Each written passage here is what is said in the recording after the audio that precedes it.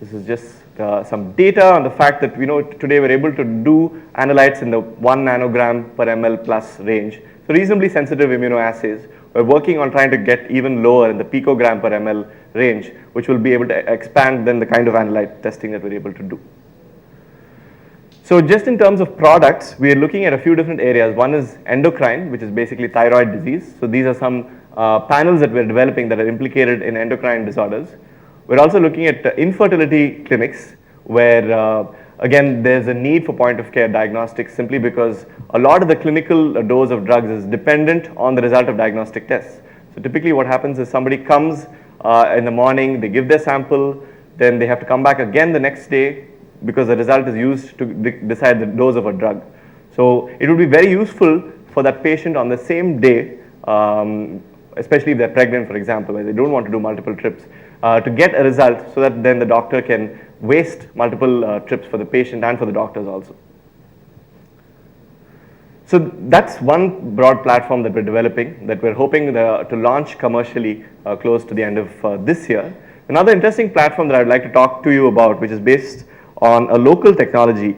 And the reason that came up is chip manufacture in microfluidics at the industrial scale is not a trivial problem. So it's easy enough to make a few chips that work in the lab and so on.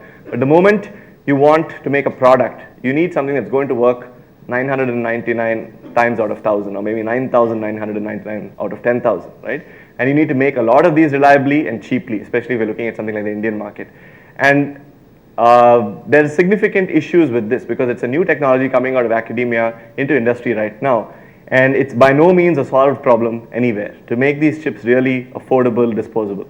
So one of the thoughts that we had is, can we look at locally available technologies that can maybe do some of the sophisticated things that microfluidics can do, but is a lot cheaper and is more scalable.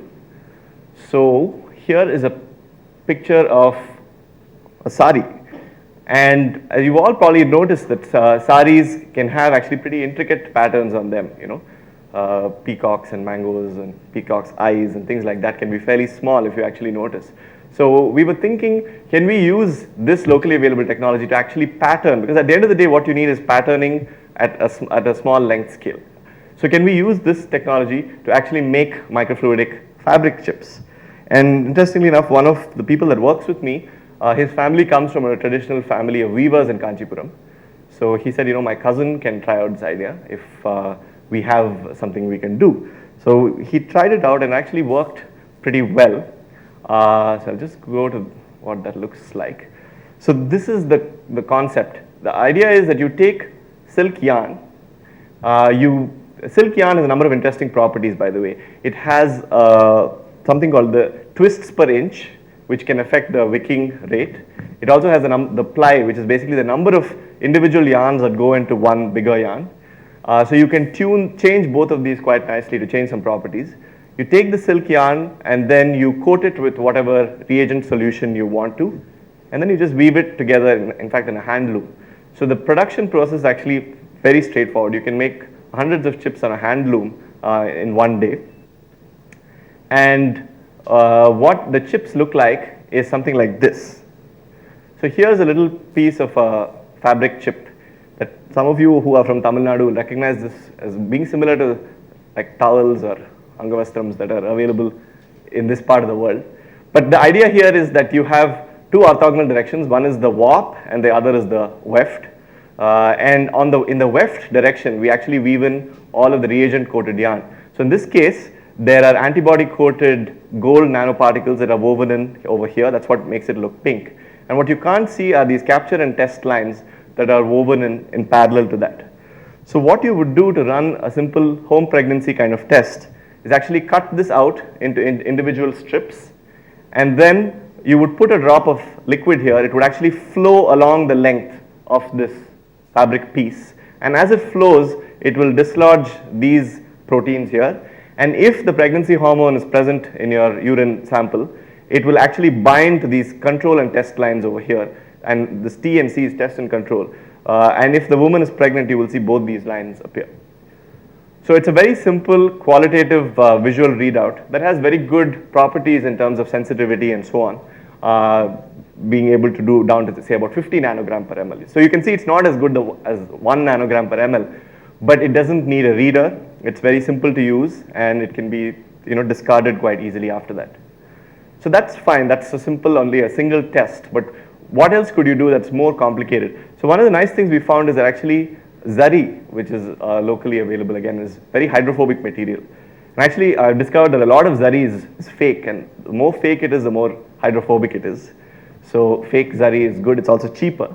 And if you see what happens here, so it's very hydrophobic, as you can see. But if you put a drop of dye, aqueous dye, on natural silk which has been degummed, you get very good wicking properties, as you see in this video. So what can you do with this combination? The reason I'm showing you this is if you wanted to make a more complex architecture like this, so something where flow is going to go like this, move along a serpentine, and then stop here, do various things like that, you need a hydrophilic and a hydrophobic material. So you need patterned hydrophilic surfaces set against a hydrophobic background. So that's exactly what you can do with this. So this is what one of our fabric-based chips looks like. So the gold background is very hydrophobic. So if you put a drop of liquid here, it will only wick along the white hydrophilic part and not along the hydrophobic part. So you can do some interesting things in terms of incubation times and control flows with something like this. And basically the idea here is we want to try and exploit this to build multiplex tests, that is do multiple test readouts with something like this. The other nice thing that you can do with weaving is the fact that you can alter a lot of the properties along the warp direction. For instance, here is a simple idea where we've changed the density of weave as you go along. You can see that this looks a lot looser than this. So with the result that you may have in the wicking properties a very high resistance to a low resistance, or you could do the inverse of a low resistance to high resistance, and you can get some sort of flow control. So normally if any of you are aware of the Washburn equation, the velocity scales with the square root of the length, right? So it kind of plateaus off as it goes along. But with this sort of changing the resistance along the flow, you can get more linear, for example, properties. So velocity stays more constant in time, and potentially do other interesting things with this. So we're working on some of these right now. And the nice thing about this platform really is it's very affordable. You can do all of your reagent conjugation patterning in one go. It's not very expensive. It just uses a hand loom. And we think that it may be a nice case to build a socially relevant business model where you have handloom weavers making a fairly sophisticated technology product, and can potentially get paid more for doing that. Silk is a very nice material. It's a polypeptide, so there's a lot of interesting chemical conjugation possibilities in terms of attaching materials to silk. There's a low environmental toll because you can just incinerate this instead of using plastic materials. And there's a kind of very interesting idea of maybe making wearable sensors. So for example, we're exploring right now ways of integrating these into diapers. So you can have a urine sample wick into a fabric and then give you very basic measurements on say things like glucose, bilirubin, and things like that. So there's some very interesting possibilities coming up in the near future. So that's the end of the technical part of my talk. How am I doing on time, by the way, Ashish? We can, okay. So now, since all of you bright young people are here, I wanted to give you some advice. And again, let me ask this question again. How many BTechs here? Okay, so quite a few.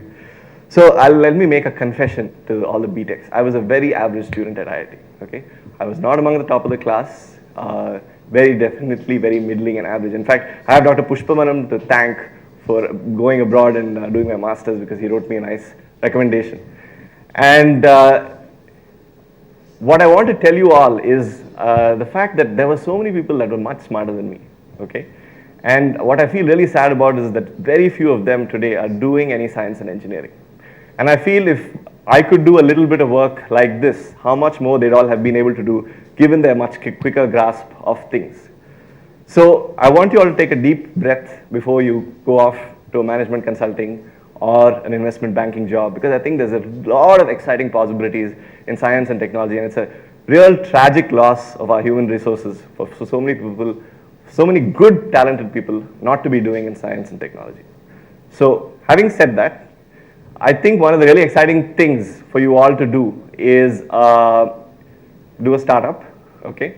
You're in a place like IIT, so I think if you're motivated by science and technology related ideas, I just wanted to give you a little bit of advice about how you would do something like this, and these are the different stages of actually going through a startup, starting from an idea, showing a proof of concept, building a business plan, getting funding, building a team, executing and manufacturing, and finally, the thing that as technology people we all tend to neglect, sales and marketing, right? All the fluffy stuff.